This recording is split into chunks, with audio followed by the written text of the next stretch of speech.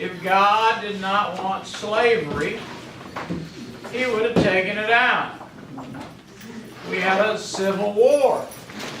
Does anybody remember what the Civil War was about? Well, the North says it was to free the slaves. The South says it's states' rights. What's state right? To own slaves. Alright, but also to do whatever we want. We don't want the federal government involved in every aspect of our life, which has now become part of it. It is almost impossible to get out of the federal government. Texas is the only country, Texas was a country, history lesson, and it declared that we can, we can decide to move. We don't want to be part of the U.S. anymore. We can actually just sign a paper and say, be gone. Now, most people do not know that. Will it actually happen? No. Because there's too many people, liberals, that have moved from other states down to Texas. And so you have Austin, which is predominantly liberal. You have Houston, which is predominantly liberal. But the rest of the state, they're 100% Republican. And I can't remember the last time a Democrat won in Texas as far as the president. And that's just simply because there's not enough liberals. But they're getting more and more. So there might come a day. And liberals love to change laws. Republicans love to change laws. Why? We're tired of doing it. Let's change the law. Our forefathers saw that there was laws, and that laws were good. We set up a separate government, 3 parts. Anybody remember the 3 parts? The House, Congress, the President, Supreme Court. So you have the House and the Congress present the bill. They gave it to the President. The President didn't think there was enough votes. If he didn't like it, he could veto it, send it back. Now, if there was too much opposition, there was no reason to bother, because they were just going to bring it right back to him. And they were going to make it a law whether he signed it or not. Right. Supreme Court is to interpret the law. Not make laws, but to interpret. What does the Constitution say? We have knuckleheads that are out there that think that they are smarter than people that lived 200 years ago and want to change the law. Well, I can tell you this right now. You're not going to find it. You just, they want to get rid of this, they want to get rid of that. First of all, we're not a democracy. The United States is not a democracy. We are a republic. Do you understand the difference? I'm going to explain it. Okay?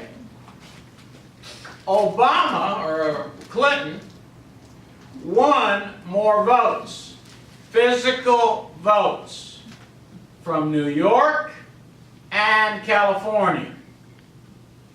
They would be the ones making the law. Okay?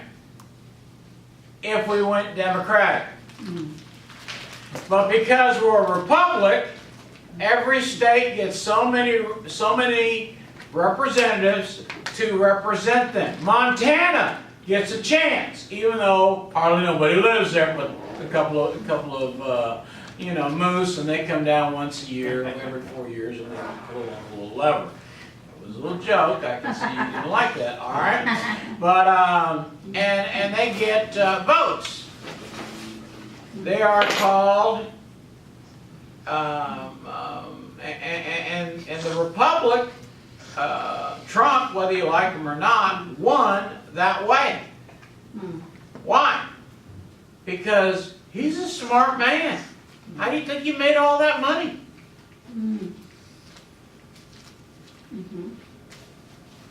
He made a lot of money. He spent a lot of money. And he won because he spent less money, but was smarter. Why? Because he already knew. Forget about California. I'm not even going to step in the state except to maybe get some money. But other than that, go to my home base once or twice, do the whole thing. That's it. Same thing up here in New York. Once or twice. Hello, goodbye, adios amigos, write me my check. Because he knew he was going to lose. But Florida, Texas, all these other states, all the other votes, he won. Amen. And he beat Hillary, I mean, bad. You say, why? Because Hillary was not smart enough to understand we are not a democracy, we are a republic.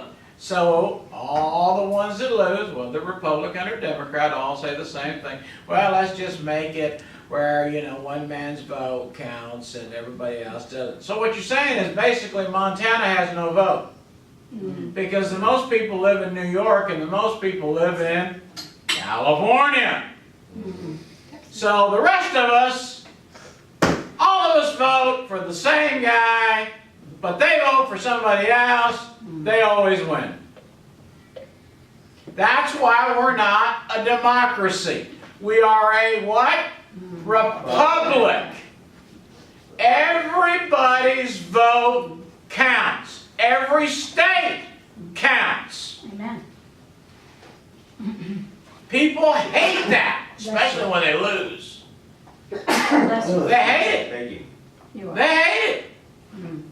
But if she would have been smart, she would have, instead of, you know, going over there to California and begging for votes, which she already wanted, and do the same thing for New York, which she already wanted, she should have gone to all the states that she was maybe close to and campaign there. So it's not my fault she didn't win. All right, you know. You can blame me, but it wasn't my fault. Amen. Texas always votes Republican. So, you know, you voted, I voted for her. Yeah, well, whoop-de-doo. Amen. Texas has been Republic for I don't know how many years. That's just life. God is a man that sets laws. Amen. We are not going to change the Constitution. The day they change the Constitution is the day you will no longer see me here. I will be in heaven. Amen. Amen. So in Exodus 20, we saw the law of slavery. Why?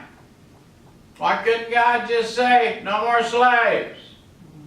Oh, because they didn't have welfare. They didn't have food stamps. They didn't have Social Security. So what you did was you went to a rich family and said, listen, I'll work for you 6 years. On the 7th year, the year of Jubilee, all Jews go free. Whether it's 6 months you work, or whether it's 1 day you work, or whether it was all 6 years. And the guy can say yes or no. He doesn't have to hire you. But he does have to provide for you. Give you a piece of land, give you some money, so that you can start your life over. That's what we call helping the poor. Instead of having everybody with a cup, you know, give me some money, you work for a guy, all right? And he said, you can have that room, we're going to, you know, you eat what we eat, we're going to buy you clothes, work clothes, and you're going to clean the house. You're going to clean everything we own. Everything.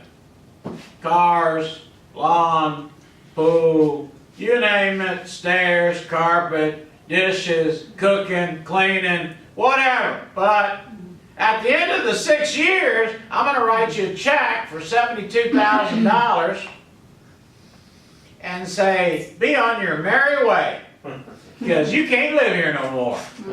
I have helped you. I have helped the poor. That was their welfare system. If God didn't want slaves, all God had to do was say, I don't want slaves. But a Hebrew could not be sold but to a Hebrew. If he was sold to somebody else, he was tricked. Now, a Hebrew could own a bunch of slaves. You could own a bunch of them. And if a slave loved you enough, which was in chapter number 21, we saw love, true love. The slave gets married, gets a wife, the master gives him a wife, they have children. At the end, he gets an earring and says, I love my master, I love my wife, I love my children, and I never want to leave this house again. Some people say he's a fool because they say he gave up the rest of his life. And then other people say, oh man, what a master that guy has. What a master. Man, they give